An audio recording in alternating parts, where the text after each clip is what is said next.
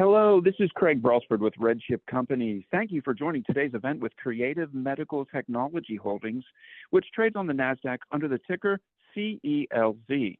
With us today, we have Timothy Warbington, CEO and co-founder of Creative Medical Technology Holdings, Donald Dickerson, the Chief Financial Officer, and Amit Patel, board member and co-inventor of CELZ. We will begin with a brief presentation in a moment, and then we'll open up this event to your questions. I will keep everyone's lines muted throughout the presentation. Users may ask a question at any time. Just click the Q&A button at the bottom of the Zoom window and type in your question. Before we begin, please allow me to read the Safe Harbor Statement. This call may contain forward-looking statements within the meaning of the Private Securities Litigation Reform Act of 1995. All statements pertaining to future financial and/or operating results, along with other statements about the future expectations, beliefs, goals, plans, or prospects expressed by management, constitute forward-looking statements. Any statements that are not historical fact should also be considered forward-looking statements. Of course, forward-looking statements involve risks and uncertainties. With that said, I now turn this webinar over to the Creative Medical Technology team. Good afternoon, everyone. I appreciate your time this afternoon. Again, my name is Tim Warbington, co-founder and CEO of Creative Medical Technology Holdings. The company, if we can go to the slide number 3, Don, please. And Don Dickerson, our CFO, will be driving the slide deck. The company is headquartered in Phoenix, Arizona. The inception was in 2016. We are in the space of biotechnology, as everyone is, I'm sure, aware. The information contained on this deck, this slide here, reflects the information provided in our Q for the second quarter of 2024. Our cash position at the end of Q2 was $7.5 million. We have an outstanding shares right now in the a little bit below 1.4 million shares, authorized 5 million shares. We have no debt. The company has announced in press releases over the last several months that we have resources in the company accounts to carry us well through Q2 of 2025. Don, if you'd like to move to the next slide, please. Now, I'd like to turn this to Dr. Patel.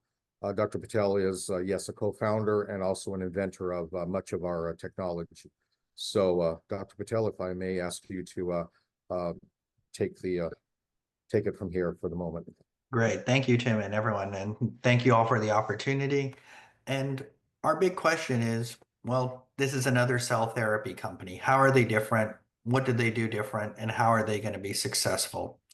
So one of our key components is, instead of hoping that we have one cell type that magically is going to cure everything and fix everyone, we look at more of the entire body as a whole and look at different processes that happen throughout one's lifetime, and then come up with the technologies that are ideal to fix specific issues and ailments. And we have one key platform, which is AlloStem. It's an off-the-shelf, allogeneic, completely xeno-free or animal-free product that we scale all of our other technologies. CELZ is where we take the body's own immune system and supercharge it to get rid of inflammation and also deal with scarring. And our most powerful futuristic technology is where we take our AlloStem and turn it into an iPS, or a pluripotent stem cell. And as many of you may have heard recently in the news, where there are actually now a patient who has been cured of their type 1 diabetes using their own cells converted into one of these iPS cells. So a lot of core technologies, but one platform that can be used for many different patients' ailments, instead of one cell hoping that cures everything. Next slide. This is kind of our key platforms and where we are clinically. So using our AlloStem program, we have 2 current clinical trials, one in type 1 diabetes, another one for chronic lower back pain. Both of them are FDA cleared, enrolling in the US. And then we have more long-term platforms we have some ovarian programs. CELZ, we have an orphan drug approval from the FDA to help with type 1 diabetes. And our FDA enabling technologies, we hope to have the iPS cells, which uses allostem, which can then help also patients with type 1 diabetes and used for other biodefense purposes. At the bottom, you see our autologous programs. Those were our first generation programs that led to some of the early revelations and thought processes that helped drive our off-the-shelf real-term technologies. But we were able to show that both for the spine program and for some of the ovarian stuff, definite clinical benefit using first generation technologies. But everything we do currently in the clinic is second generation, off the shelf, or supercharged. Next slide. So allostem, it's a off-the-shelf perinatal human cell that has a drug master file registered with the FDA, has a master cell bank, and have thousands of doses ready to go to deploy into clinical trials. One of the key components that's very unique is because it has no animal or other components, it doesn't trigger a patient's immune system. So one dose of allostem can be used for any patient without worrying about the body rejecting it. And that's one of our key determinants that make us very different than other programs out there. Next slide. In our first real clinical program, AlloStem for stem spine, we have the ability, and this is an FDA cleared trial, where we take patients with chronic lower back pain, millions of patients in the US based on overuse, inflammation, scarring, and we use a minimally invasive technique using ultrasound, so no radiation, where we inject around the disc and the lower back and the lumbar sacral area. We improve the perfusion or blood flow to that area, and we reduce the scarring that increases the mobility of the patients and decrease pain. Currently, we are enrolling in a clinical trial in the US here where we're doing a dose escalation, actively enrolling with a randomized placebo-controlled trial. Next slide. And here's the NCT number. You could actually see the doses of escalation, and this is rapidly enrolling. And you will actually hear of readouts pretty much every quarter based on this trial, just based on how it's designed and what the endpoints are. Next slide. Our other allostem program is for type 1 diabetes. And for most patients, that's a huge problem where your own immune system attacks the islets, which produce your insulin. For us, we're using allostem to really immunomodulate, or basically, how do we calm a patient's own immune system down so it doesn't attack and destroy the islets? So these are patients who are very early on in type 1 diabetes. They have the antibodies, they've been diagnosed, and in this case, we actually inject the cells using a catheter directly into the pancreas. Again, it's a randomized trial, also here in the US, FDA cleared, and it's for patients with early type 1 diabetes. Next slide. What we've been able to do with this allostem program is, well, then how do we make the immune system of the patient work better and not attack itself? And what we came up with, this concept, is how do we supercharge a patient's own immune system, specifically looking at their T regulatory cells. So we don't want to suppress someone's immune system because that increases the chances of infection and other bad things. We just want the inflammation to calm down and also to minimize the attacks.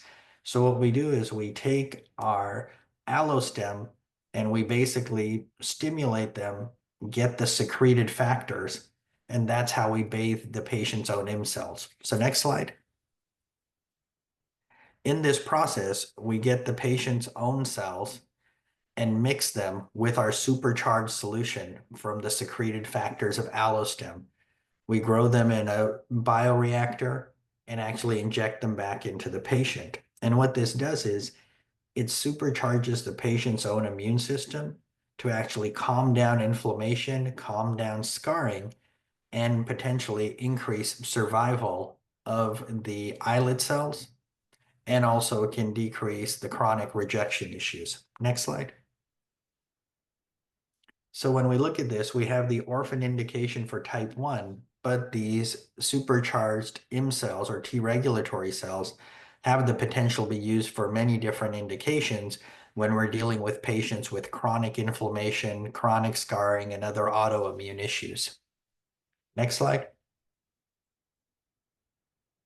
And our most futuristic program, the iPS cells, what we've been able to do with this is we took the allo stem cell and working with many of our collaborators validated that we can reprogram a clinical grade GMP manufactured cell that is already used for off-the-shelf clinical trials and reprogram it to become many different cell types. One of the key cells, what we've been able to do is turn it into a islet cell that secretes insulin, which has now been independently validated. And recently in the news, you've probably heard of a patient in China who actually had their own cells reprogrammed, turn into islets, who had type 1 diabetes, and a year later, they're free of insulin. So this is the potential of this sort of technology where you can take these cells, supercharged, reprogram, and can be potentially used for many other clinical indications. Next slide. So to summarize our platforms is we've really looked at cell therapy not as one cell that hopefully cures everything, but really looking at it as how do we immunomodulate? Many people talk of regenerative medicine that it will magically just regrow things. Whereas our approach is how do you take a body that as it ages and goes through many environmental changes, how do we bring it back down to a smaller inflammatory state, reprogramming, regrowing, and actually repairing and healing itself? We have a pipeline of over 60 patents that have been filed or issued. We have numerous programs in active clinical trials and also many collaborators that have independently validated these programs. So that leads to high potential products that have commercial use in chronic lower back pain, type 1 diabetes, large number of markets, but also a great team, very small footprint, but be able to address many different clinical markets safely and efficiently. Thank you, Dr. Patel. I'd like to speak of the culture of our company. We have worked with an attitude that the company does not move into positions such as the 2 ongoing clinical trials or the orphan designation without factoring in the burn rate. And we've seen with many of the members of the biotech industry where they look to achieve an FDA clearance and then go looking for resources to fund that. We actually, in our thinking, is that we want to make sure that, to put it simply, we have money in the bank before we commit, so that we can actually forecast, the expenses. And again, going back to our resources carrying us through mid 2025, the last raise being in May of 22. We don't sacrifice quality in our work by any means, but we run very efficiently in how we operate. We do have a smaller team member or employee-based company. We have a very wide and very proficient group of consultants, many of which go back decades amongst our team members, so very solid relationships. So we're able to run more effectively. And again, as much of our Qs and our Ks show that we have the stability to with ongoing trials right now without hitting the wall, which again is a big concern in some parts of our industry. So just as a statement of how we believe we are good custodians of the shareholders' money in operating the business. And with that, I would actually ask the gentleman from the red chip, they could open up for questions. Thank you very much. If you wish to speak to the team here, please click on your raise hand button at the bottom of your Zoom window. I will then enable you to speak, and you'll unmute your line and speak to the team. You may also type in your question after clicking the Q&A button at the bottom of your Zoom window. We already have one submitted here. Can your stem spine be used for spinal compression fracture? It's a great question. There are groups that have used cell therapy for compression, but the primary mode of action of the cells is it will decrease inflammation. It could help regrow.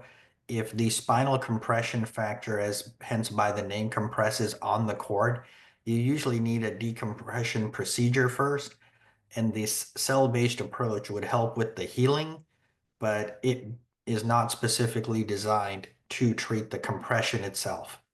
But it would help accelerate healing of a fracture, and that's what's been showed at least preclinically. We have actually not performed any clinical trials on compression fractures to date. Can you break down the potential market size for your lead indications? What kind of market share do you think is realistic if your trials are successful? In the chronic back pain, that is greater than 6 million patients, and that's being very conservative in the US. That your market, for many reasons, we would be able to capture much larger than other players. And the reason is we don't require fancy interventional radiology suites. So the rate of adoption using minimally invasive ultrasound has a lower barrier to entry. And also the potential ability to perform repeat dosing, as this is a chronic disease, would have a greater potential of not only first time, but also potential for redo procedures as needed. In terms of type 1 diabetes, it's a very interesting and challenging market as you see the number of patients, how the barrier to entry is really getting to their endocrinologists. But if this was a successful therapy, this would be used very early on. So as soon as there's a diagnosis, you would want to use it within the first 6 months of the diagnosis of these patients. Thank you very much. How big is your runway given the current cash position, any near-term financing? Again, the realistic answer to that would be we would want to stay ahead of the game, knowing that our runway is mid to let's say late 2025. Our forecasts are pretty much spot on, so we don't foresee any changes in our projections on the funds that we have available right now. We have various relationships with investment banks that have courted us to bring in additional resources. To date, and I think we all are quite aware of, the market conditions in general are a bit tough. So we've resisted bringing in funds without need at the current time, wanting to better the positions, moving into the future. Again, obviously beyond our control, but hopeful that terms, just overall market conditions will be a bit more favorable moving into the future. Our anticipated look at raising additional funds would be anticipated Q1, perhaps early Q2 of 25. The regenerative medicine space is getting crowded.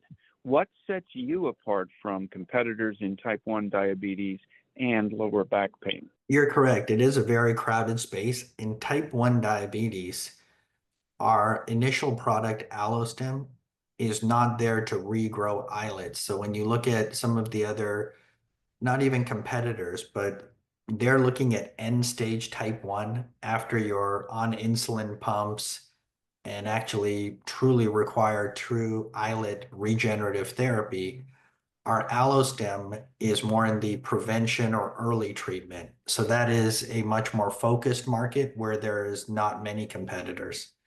In our orphan approval, that is the more crowded space, but as islet cell transplantation has been approved by the FDA in the past year, our CELZ program is there to increase the survival of the islets.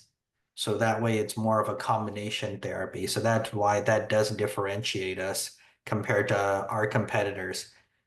Specifically in the chronic back pain, many of the competitors are looking at injecting their biologic directly into a disc. And so that is a very crowded market.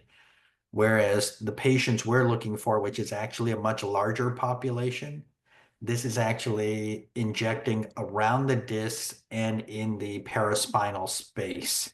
So much larger population, much more minimally invasive, and as it doesn't require any radiation.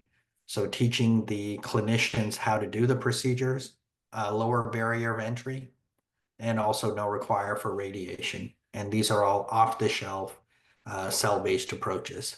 So low impact on the immune system. Give everyone a moment to consider any questions they may have for the Creative Medical Technology Holdings team. We had this one submitted by email, gentlemen. How scalable is your manufacturing process for CELZ and AlloStem? What are the projected costs once you reach commercialization? So in our AlloStem program, the scalability is thousands of patients because of the master cell bank. We already, for our clinical trials, we've already have all of our cell doses created just because of the scalability. What we have in terms of if this is a commercialized product, we still have enough in the current cell bank, and we can make new cell banks in a very time efficient, meaning it wouldn't take us years to scale anything.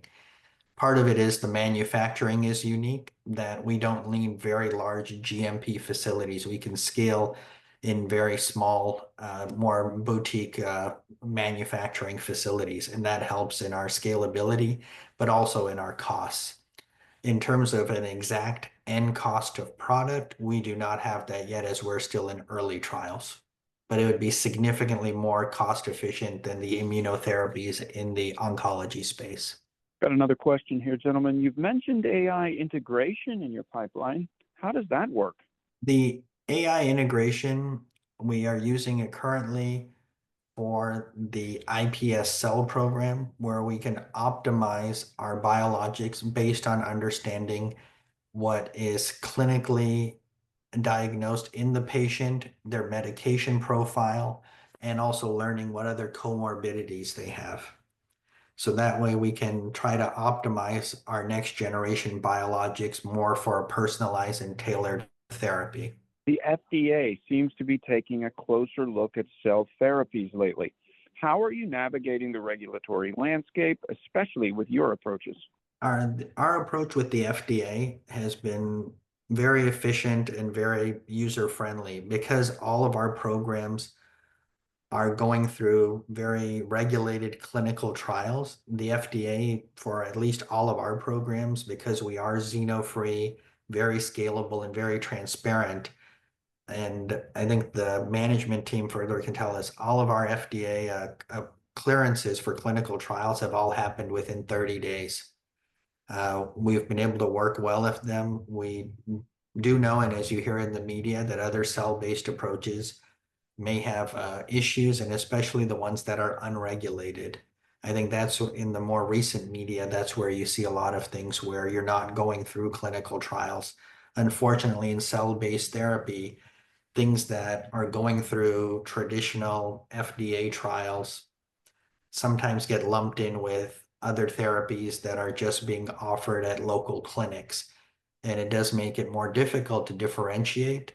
But this is a very traditional approach that we have with the FDA is everything is submitted through traditional processes. They all have clearances, and these are all registered clinical trials where patients have consents, the clinicians are trained, the CROs are monitoring all the patients' outcomes. So it's very traditional, and the FDA is very familiar and very reasonable with all of our programs in terms of their approach and our interactions.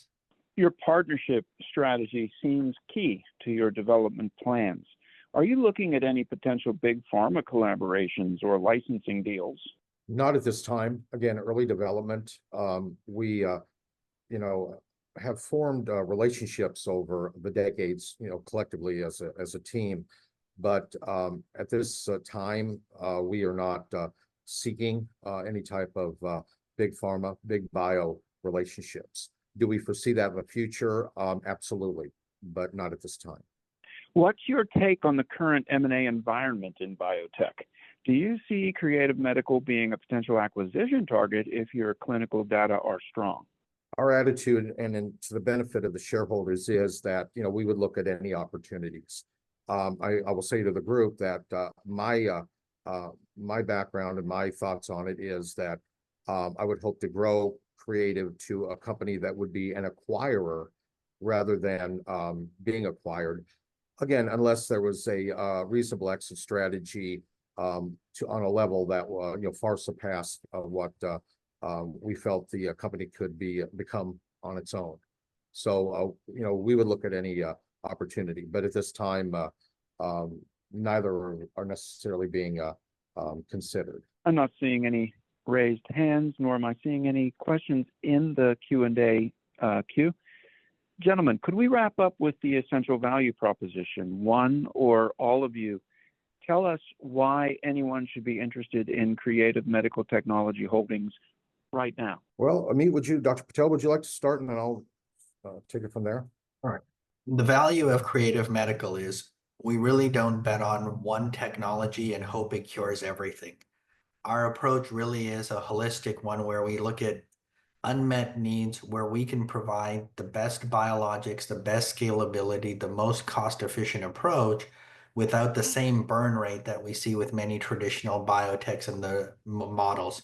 You can see from the past couple of years that the capital that has been raised majority of it has been used for R&D, and you can see the success in terms of the number of clinical trials approved and how they're all ongoing, and that has all been achieved at a fraction of the cost of most other biotechs. So you can see real outcomes that investors see milestones being met, and as Tim will go through, that the financial milestones are always hit and maintained. It's a very fiscally conservative program here. Thank you, Dr. Patel. Yeah, I believe that was very well covered on the corporate philosophy. We believe we run an efficient company.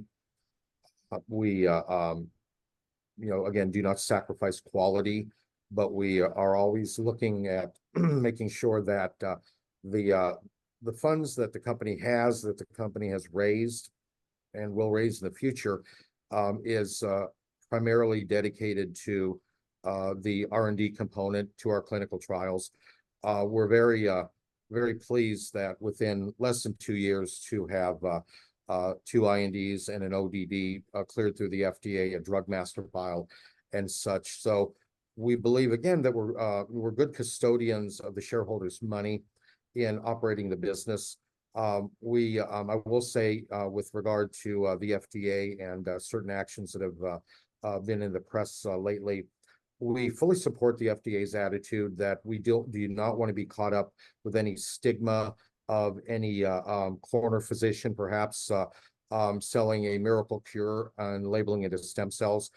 Because we do it right and go through the FDA process as it should be done, we fully support and advocate that our industry is, well, to say the least, I guess, cleaned up a bit, so that the legitimate work that's being done and the time and effort that's being put into the progress on programs such as ours, that we're allowed to to ideally thrive in the future, based on the technology, but based obviously on the dedication of the team that I'm always very pleased with and proud of.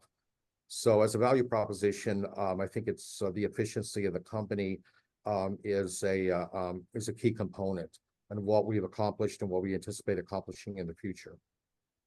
Thank you very much. For more information on Creative Medical, reach us at 1-800-RED-CHIP, that's 1-800-733-2447, or email us at CELZ@redchip.com. Please visit the information page created by RedChip for Creative Medical. It's CELZinfo.com. There you can view and download the investor presentation and fact sheet and sign up for news alerts on Creative Medical. Be sure to watch Small Stocks, Big Money, RedChip's program featuring exciting small cap companies every Saturday night at 7 p.m. Eastern on Bloomberg USA. Join RedChip's forthcoming webinars, Genetic Technologies, tomorrow, Wednesday, October 2nd, Nova Minerals on Monday, October 7th, and Bullfrog AI on Wednesday, October 9th. Register for those events and for all RedChip webinars at redchip.com/events, where you can also view an archived version of today's webinar.